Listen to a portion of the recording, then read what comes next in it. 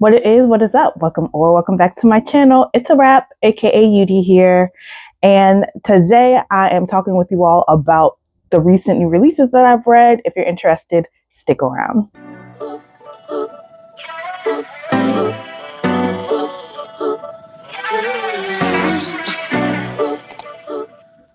Before I get into the books that I've recently read, I think I might do a what's in my bag later, but I ended up getting a must-have joy bag and I'm so excited. So for the whole month of July, I was not home. I had ordered this bag, I think at the beginning of June, and it finally came mid-July, but I didn't get home until like the 1st of August, so a couple of days ago. And I was like, oh, I'm so glad I finally got my bag. So I got the giraffe pink and brown. It's so good. And the quality is actually really nice. The only thing that I will say is the shipping. The shipping, it didn't come when I thought it was going to come. It did end up taking longer, but it wasn't like 2 or 3 months longer. But I just wish the communication was better. That's all I'm going to say. But I got,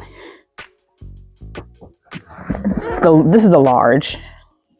And it comes with the 2 straps. I like that. And it has like the gold. I don't know if y'all can see. It has like the gold zipper, which is a really nice zipper actually. And then I stuck the smaller bag in here. And then I got the medium size bag. In what is this? Not this is giraffe. This is, I think, like zebra print. In the zebra print, in the green and the black. And then this one actually came with a strap, which I'll probably use the strap, but I wish the strap came for the larger bag because I would use the strap on the larger bag more. But I don't know. I think this was the bag that delayed my shipping. Ooh, can you see it? I think this was the bag that delayed my shipping. So I think that's why this one ended up coming with a strap. And this one they already had, and I was just waiting. These are still very nice, and there's still enough time to enjoy these in the summer.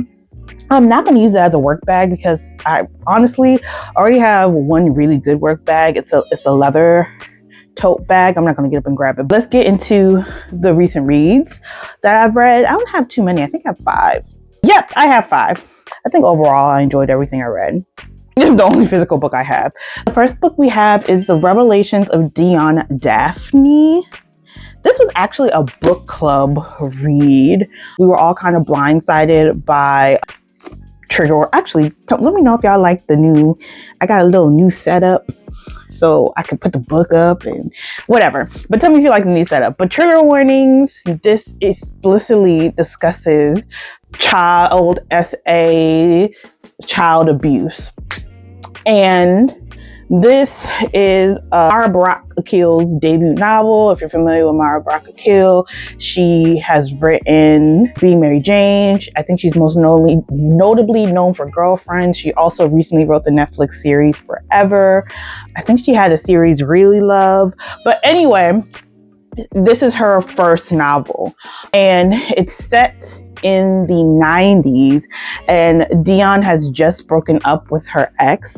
And when we meet Dionne, she's trying to get over her ex by like having fun and sleeping with someone new.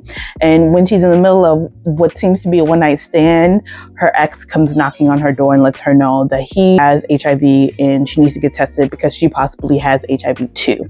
So as she's going on this journey to learn whether or not she has HIV, because the book is set in the 90s, and for the everyday person, the test took 2 weeks to let you know, to process and let you know whether you did or did not have HIV. Then now we pretty much know, I think instantaneously, if not like the next day. But yeah, we pretty much know instantaneously. But as she's waiting for the results, she is going back through all the people that she slept with. And I don't think this is a spoiler because she's been telling this on the press tour, but in this 2 weeks, as she's going through the list of her lovers, the first one ends up being her stepfather. So it's like the journey of coming to terms with that. And to think that like in this, there's still so much that happens, especially like the internal journey that Dionne goes through. You can tell Dionne is going through it. Like the 14 days felt like 6 months. Just every day, like it was just filled with so much, like emotionally, coping with the relationship with her parents, the relationship that she's had developed to her body, into forming intimate relationships with others, and the relationship that she's developed with herself, and things that were a part of her success that are also bonds. It was just a lot. It was a lot. But I'm not gonna lie, I still enjoyed it. Like I said, trigger warning, Mara very explicitly goes into detail about the CSA, we're just gonna say CSA, the CSA that Dionne's character experiences, and it was a lot, to the point that some of those scenes I just kind of skimmed over. Like I didn't need the full detail. I did that type of discomfort. Literally, this is one of the reasons why I still haven't actually read Grown. And it took me until the audiobook to listen to Fast. And also I have read this book right after Fast, and I was like, oh my gosh, for someone who, I'm not gonna lie, who usually dodges or takes me a while, especially if I know that that's a prominent part of the book. It takes me a minute to like get up the courage, to get up the tolerance to even like stomach getting through that subject within a book. So going in blind, I mean, I was already kind of into the story, so I just kept going through, and also was for book club, but it is a lot. But I really appreciated overall Dionne's character and the other characters in the book. And specifically, there's like a witness that kind of exceeds that kind of. There's a witness within the book that sees and witnesses Dionne from learning that she has HIV to like, everything that's going on. Dominic's character. And I really like Dominic's character. I really did. And I loved the relationship that they developed. And I love how his character in particular and her friend, I think her name was Vera, how they were able to show her this sense of support and care she didn't experience as a child. And it kind of, I don't know, put my faith just a little bit back into humanity, like the same, like the way that humanity will give you all these traumas and so forth and break you. There's still people that, I don't want to say heal, because I don't think Dominique heals her. I think she does the work to confront and come to terms with her own childhood traumas. But the way that people are in your corner to lift you up and support you and get you through life, isn't that why life, at points is worth living? But overall, I did really enjoy Dionne Daphne. What were my things that were just kind of like, you know what? The whole scene with, I mean, granted, the book is based in the 90s.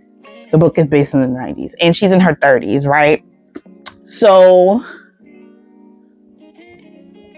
while the way that the conversation around HIV and her ex was like talked about in the book was kind of like, woo, okay, this is kind of giving like gay DL, like, how Tyler Perry be having the black woman suffer and then the man, like, I feel like this is something Tyler Perry would not to be away, but this is something like, because Tyler Perry loves black women to suffer, but this is something like Tyler Perry will put in his plot. But while I would have loved to know more about his character and get more of like a backstory for him, I get that he was just a way to move. He was a way to get this plot moving forward. Like, that's a whole nother conversation, and that's not what this book is about. And I think, if anything, this book is more about childhood traumas and navigating and confronting that, and all the complexes that come, your career, your relationship, like all these aspects of your life, right?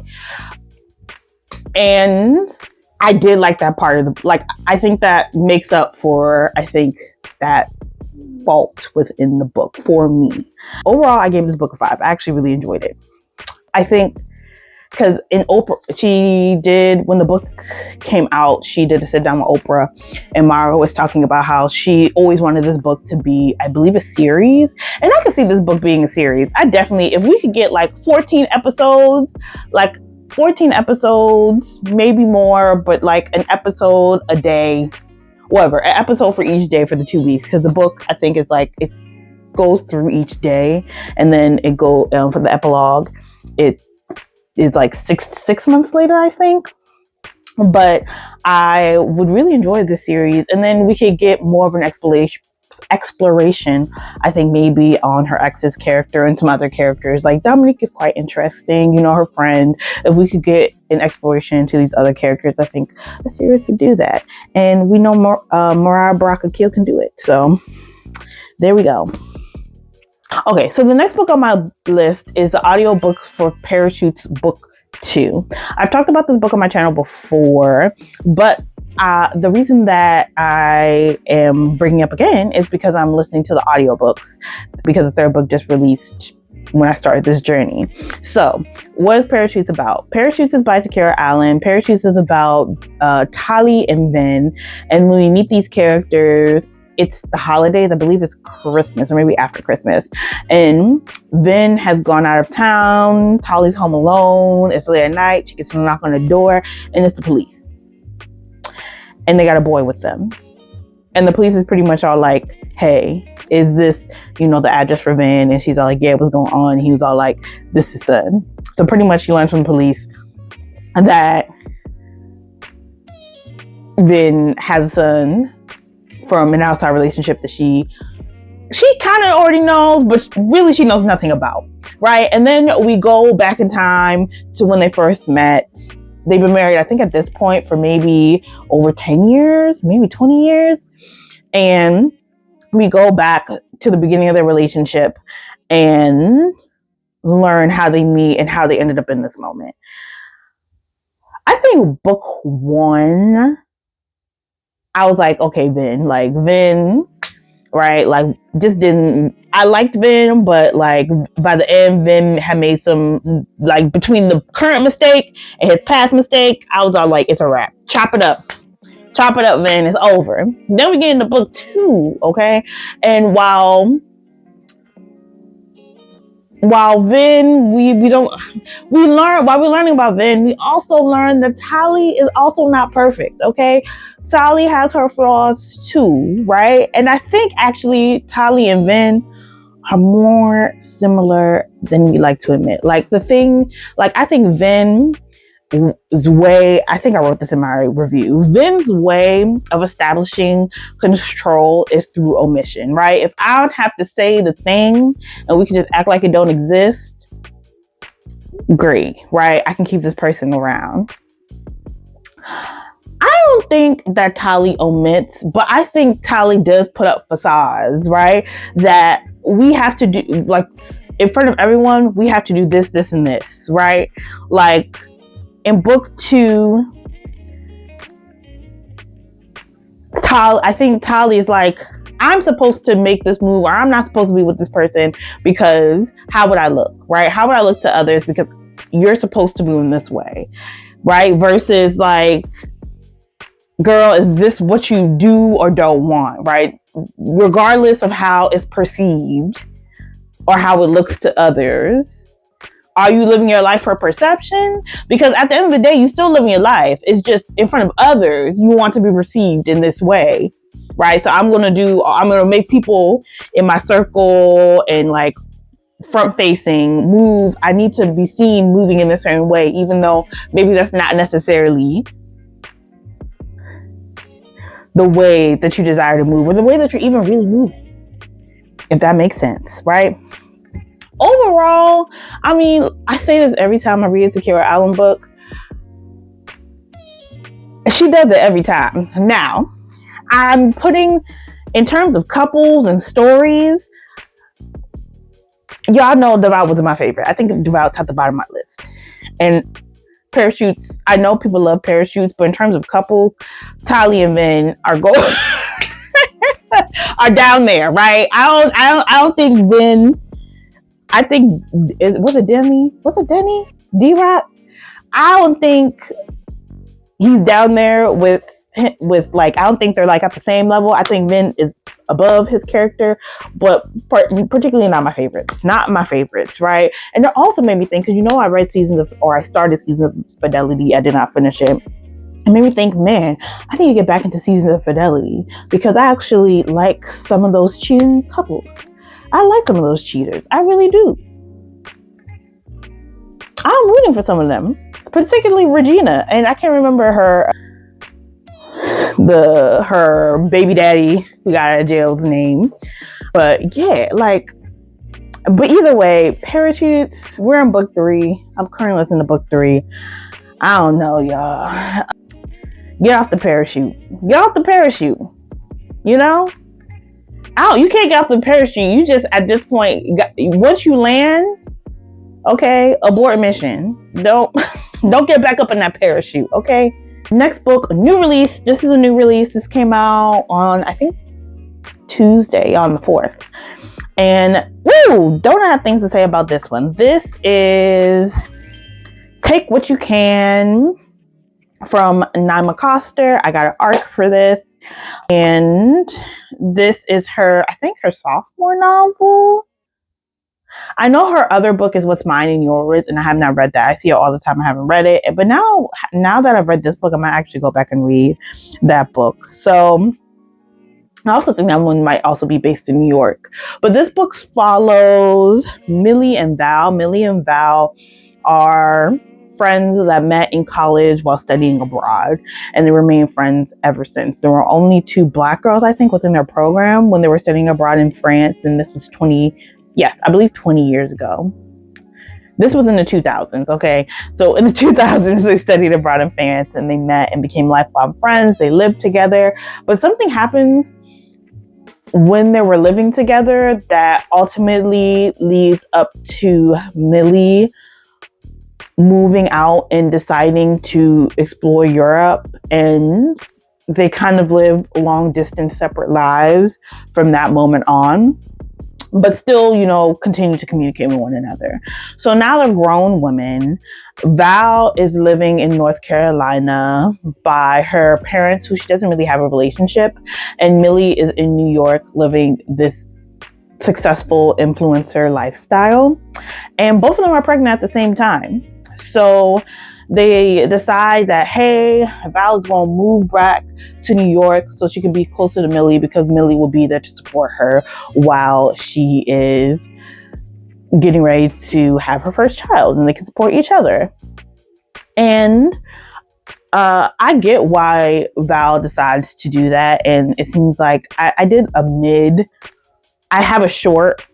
I've been doing these shorts called Bookish Thoughts, and I did a short, I think I was like 20% into the book when I decided to give my thoughts on the book. And I will say I enjoyed this book. I don't know if I loved it. Like, I don't know if it is going to stay with me forever, but I loved the way it explored motherhood and friendship and family and kinship. I think Val and Millie both had their faults. I think it looks at class, like economically and socially, in a way that was interesting, especially within living in New York, and how they're not only navigating race, but they're also navigating class economically and socially. I don't want to spoil the book, but it also I think in exploring friendship and kinship, it explores love and the forms of it, right? Millie and Val seems like the strongest love in the book, right? But either way, the only thing I will say was interesting is the relationship between Val and the father of her child, or her husband, Nick, because I still don't understand what she saw in Nick. I still don't understand what she saw in Nick. So when the way the book ends, the way it ends, I'm just confused. Like, I didn't expect it to end in that way. But overall, I think I gave this book like a 3.75. I've been trying to do better notes so I can make sure that I cover all my thoughts, because I've been having so many thoughts, and when I go back and rewatch the video, I'm like, damn, I didn't bring that up. I will say that the third character that is Helene. I did not care for that side story. For Helene's side story, I'm like, I could have done without the whole, like, we could have done a chapter. We could have done a quick flashback, and summarized this. I don't think we need that many pages on this. That's just me. I think because I just wasn't interested. I was more interested in the present conflicts and the themes that came up from that. But, such is life. Okay. Another new release that I read last month, that also released on Tuesday on August 4th, is Soft Spots by Leila Renee. I think this is her debut novel. I'm pretty sure this is the debut novel. The cover for Take What You Can is gorgeous. The cover for Soft Spots is a gorgeous cover. I was a little bit hesitant to read this book because I say this time and time again, even though I keep reading books that have bylines that say that, if you like this book, you're going to love this. Even though I think out of all the books that fall into this category, I think I've liked this one the most. And this is Luster. They said this book was compared to Luster, and I did not like Luster. And Lonely Crowds is also compared to Luster, and I don't really care for Lonely Crowds. But Soft Spots, I actually enjoyed this I think. And Lonely Crowds has lonely in it, right? But I don't know if I wasn't understanding their loneliness. And also, I wasn't understanding their the other two books, I wasn't understanding their loneliness and isolation. Like, I'm like, why? Like, why does it have to be this way? Like, it didn't make sense to me, but I think it makes sense for me in Soft Spots because she is in deep grief, right? And she's also just pretty much emancipated herself, even though she's grown, emancipated herself from her family. Like, she is deeply lonely, and she was already isolated under this abusive patriarchal control of her father and the household that he had, the iron fist on, and we meet her when she literally just decides to leave and define herself. And it's like, and she's young, so how do I define myself if my whole life I've been under this household that is like, has governed me with this like patriarchal fist? Like, so baby girl's spiraling, and she's coping, and she's not doing that great of a job. And I mean, what can you expect? What would you expect, right? I didn't even tell you what the book was about. I kind of did in my rant, but this follows the character Robin. So Robin is from Aurora, Illinois. She lives in a house with her sister, her dad, and her brother. And her father is abusive. And one day she has had enough. She's graduated from college. She's at home. She's just, enough is enough, right? And she hits up her professor. Her professor's all like, look, you can stay here and try to figure it out while I'm in London. So she stays at the professor's place for a couple of weeks, and she gets this gig with Peace Corps type programs. Now she's teaching in South Bend, Indiana, under this program, and she's living with another Black girl. Her name is Naomi, and she's just determined to be all like, I'm gonna turn my life around. I'm gonna be the best teacher, and I'm gonna show up on my family. And baby, how that is not the case. Okay, she is struggling, and she is avoiding the big feelings that she feels towards her father, towards her family, and the struggle that she feels trying to define herself. Okay.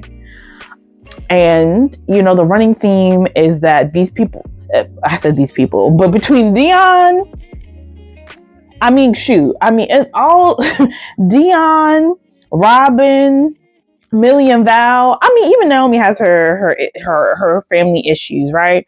They're doing the best they can, but what they really need is a therapist. And I hope they all get and go and see a therapist, because all of them actually are dealing with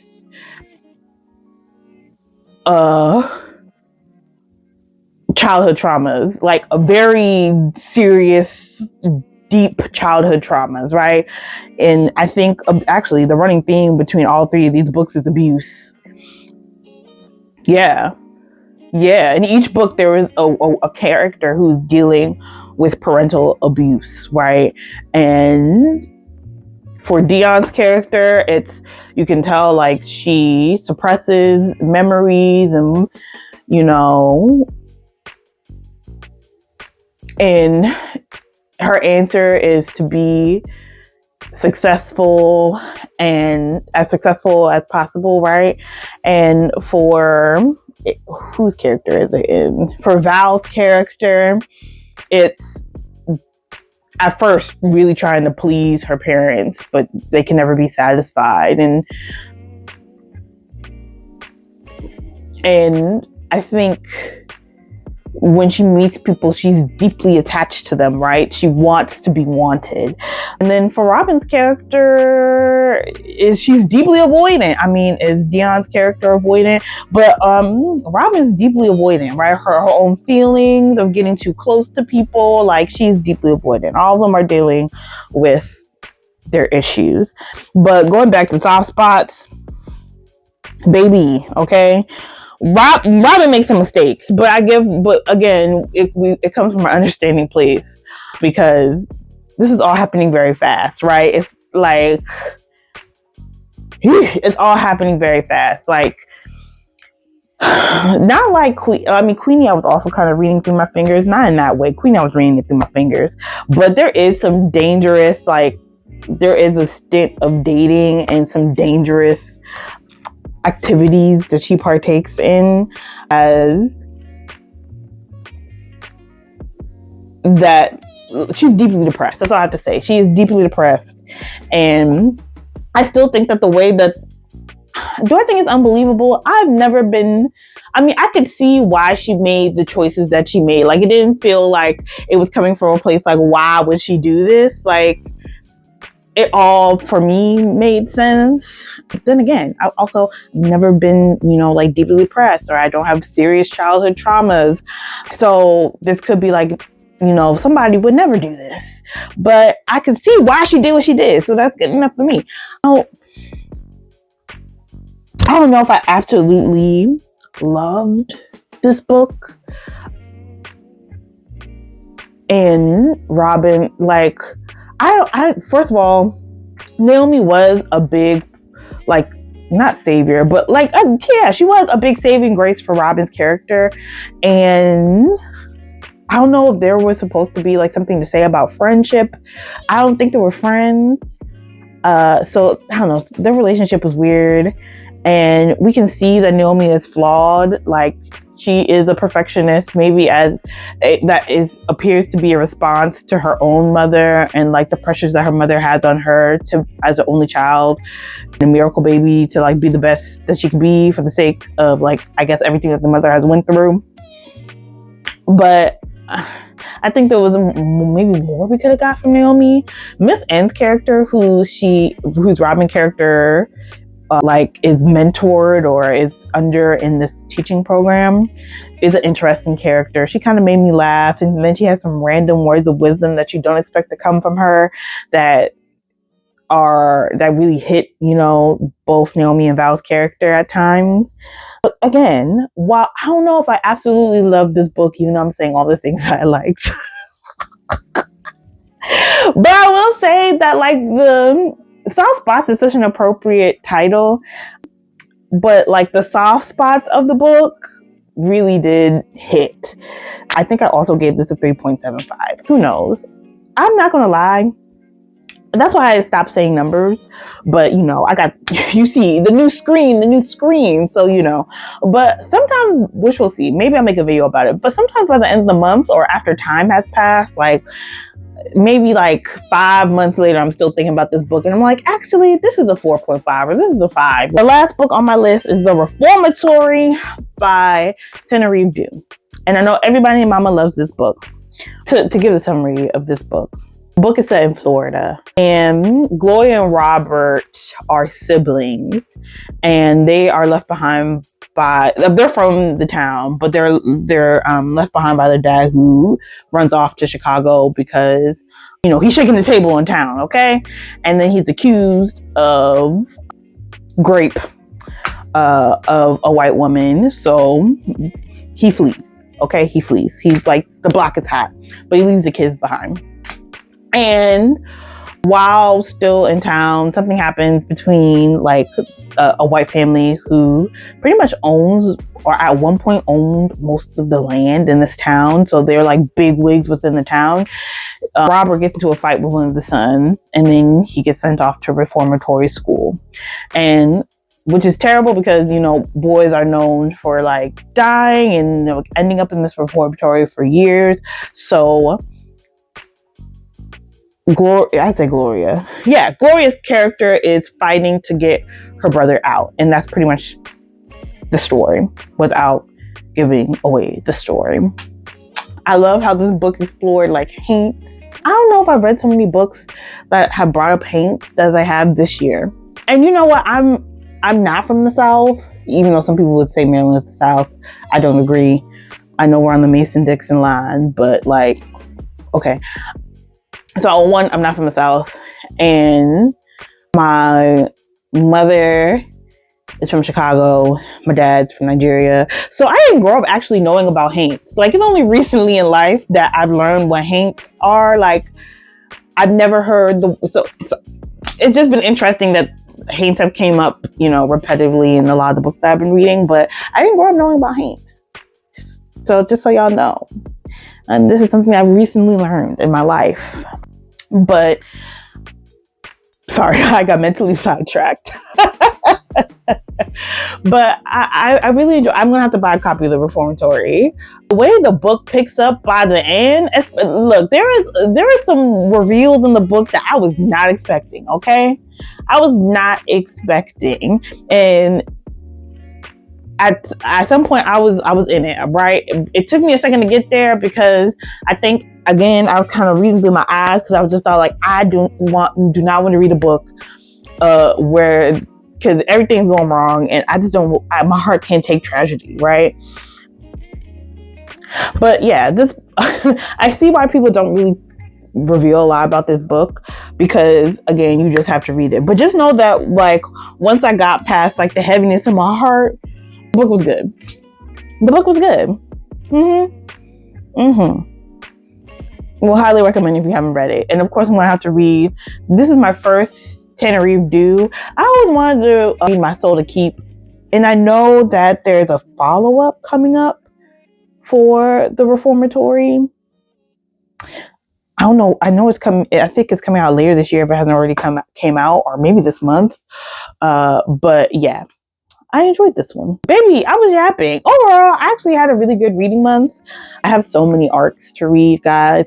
And last year, I said this when I did the new releases video, that I was no longer going to accept all these digital arcs, because then I get overwhelmed and I don't want to let people down. But so far I've been reading them all on time.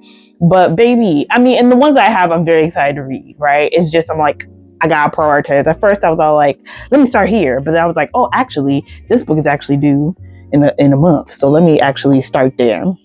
So all to say, I'm going to start reading. So I'm currently reading Day by Edgewood Cat. I'm like only 10% in, but that one book releases at the end of the month. I'm actually quite enjoying that. I got the library book for Somewhere Soft to Land while I was at my mother's.